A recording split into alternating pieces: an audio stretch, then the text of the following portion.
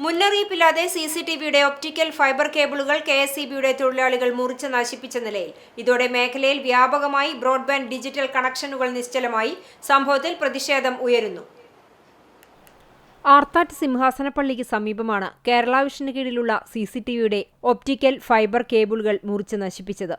വ്യാഴാഴ്ച വൈകിട്ടോടെയാണ് സംഭവം. ഇതോടെ മേഖലയിലെ കേബിൾ ടിവി ബ്രോഡ്ബാൻഡ് സംവിധാനം തടസ്സപ്പെട്ടു.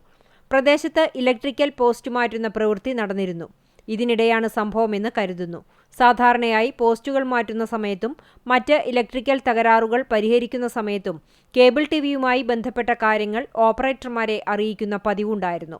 ഇതിനായി വാട്സ്ആപ്പ് ഗ്രൂപ്പും ഒരുക്കിയിട്ടുണ്ട്. എന്നാൽ ആർത്താറ്റ് പോസ്റ്റ് മാറ്റുന്ന കാര്യം തങ്ങളെ അറിയിച്ചില്ലെന്ന് ബന്ധപ്പെട്ട കേബിൾ ടിവി ഓപ്പറേറ്റർമാർ പറഞ്ഞു.